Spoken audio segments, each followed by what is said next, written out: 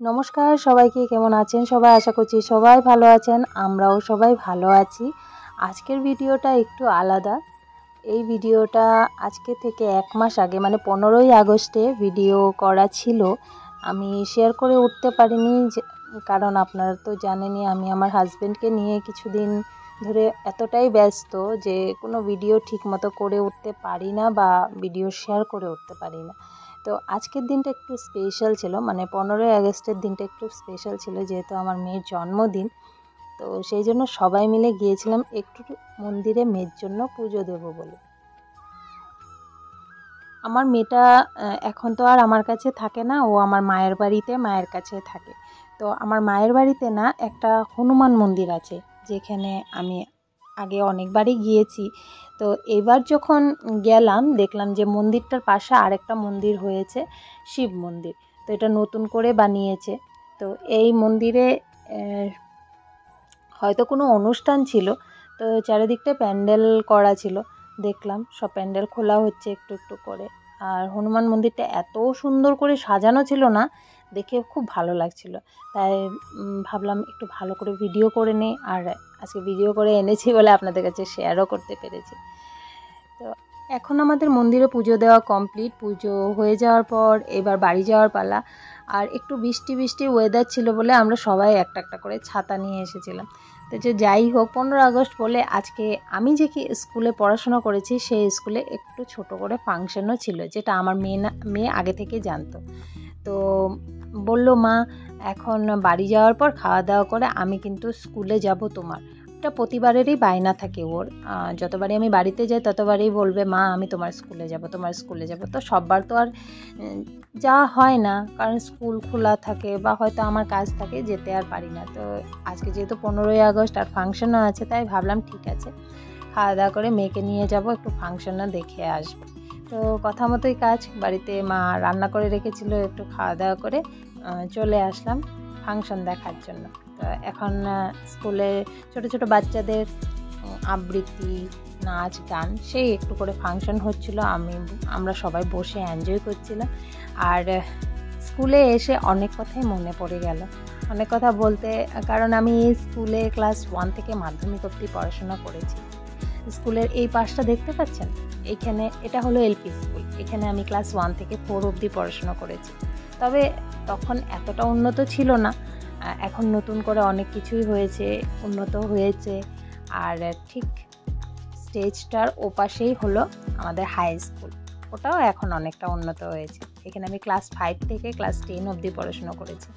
দেখি ভালো লাগছিল, পুরনো কথা মনে পড়ছিল, বন্ধু বান্ধবীদের কথা মনে পড়ছিল। অনেক দিন পরে এসেছি স্কুলে, তেমন করে তো আসা হয় না, ভালোই লাগছিল। স্কুলের ফাংশন এনজয় করে বেশি টাইম থাকিনি, প্রায় 1-1.5 ঘন্টা থেকে এবার বললাম মেয়েকে, চলো এবার বাড়ি যাই। তো ফাংশন দেখার পর বাড়ি চলে এলাম। আর তেমন করে কোনো ভিডিও আর করে উঠতে পারিনি, কারণ মনেও থাকে না কোনো সময় যে ক্যামেরাটা তুলে কিছু একটু করবো বা কিছু একটু দেখাবো। যখন মনে পড়ে তখনই কিছু একটু করি। তো সেই যাই হোক, বিকেলে একটু ছোট করে আয়োজন করা হয়েছিল মেয়ের জন্মদিন উপলক্ষে।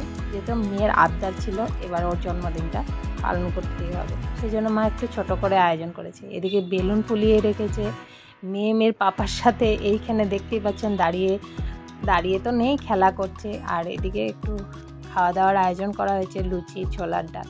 আর আমার জেঠতো দাদার বউ মানে আমাদের বৌদি চলে এসেছে এইসব সব জোগাড় করে রাখার জন্য। তো মা বলেছিল জন্মদিন তো একটা তো কেক আনতেই হবে, সেই জন্য কেকেরও অর্ডার দেওয়া হয়েছিল। আগের দিন গিয়ে মেয়ে তার মন মতো একটা কেকের অর্ডার দিয়ে এসেছিল, সেটাও আনা হলো। আর কেক দেখে তো সে খুব খুশি, খুব সুন্দর হয়েছে কেকটা, তার নাকি মনের মতন হয়েছে। এইবার মেয়ের জন্য না কিছুই করে উঠতে পারলাম না, বড় কষ্ট হয়।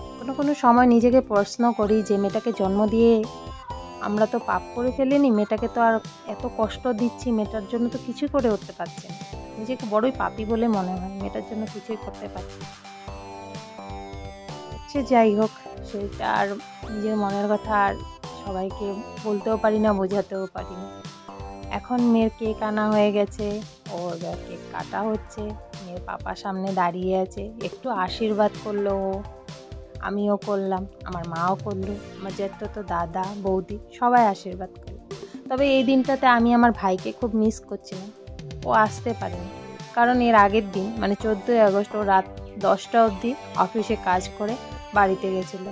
তো পরের দিন 15 আগস্ট বলে কোনো গাড়ি ঘোড়াই ছিল না যে ও আসবে, যেহেতু বাড়ি থেকে 2-2.5 ঘন্টা দূরে থাকে, তো আসতে পারেনি আমার মেয়েটার বার্থডেতে। তবে সে যাই মেয়ের জন্য আজকে আয়োজন করেছে মা, সবই খরচা হয়ে দিয়েছে। তবে খুব মনে পড়ছিল ওর কথা। যাই হোক, এবার নেই, সামনে বছর হয়তো ওই থাকবে সবার আগে।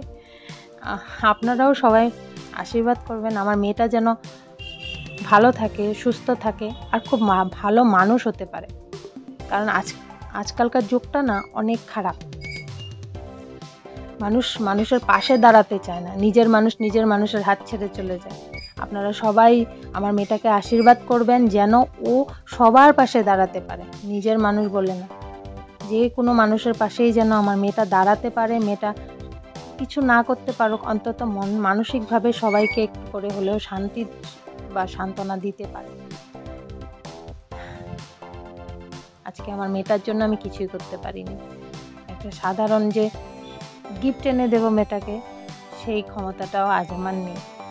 এইভাবেই জন্মদিনটা আমার মা সেলিব্রেট করে দিল মেয়েটার জন্য। আর আমার মেয়েও না ছোট ছোট আনন্দেই খুব খুশি হয়ে যায়। সেও জানে যে তেমন করে কিছু বড় কিছু গিফট বলে কিছু হয় না। আর তার কোনো বায়নাও ছিল না যে মা তুমি দিলে না কেন বা পাপা তুমি দিলে না কেন। আজকে এইটুকু মেয়ে করে মেয়ের জন্য মা করে দিয়েছে, আর মেয়ে আমার খুব খুশি। এটা দেখে আমিও খুব খুশি। উপহার তো কিছুই দিতে পারিনি, তবে এই ভিডিওটুকু রেখে দিলাম, যদি থেকে যায় আমার মেয়েটা বড় হয়ে কোনো দিন এটাকে উপহার হিসাবে দেখে নেবে যে মা আমার জন্য এই ভিডিওটা কোনো দিন করে রেখেছিল। আজকের জন্য আসি, টাটা।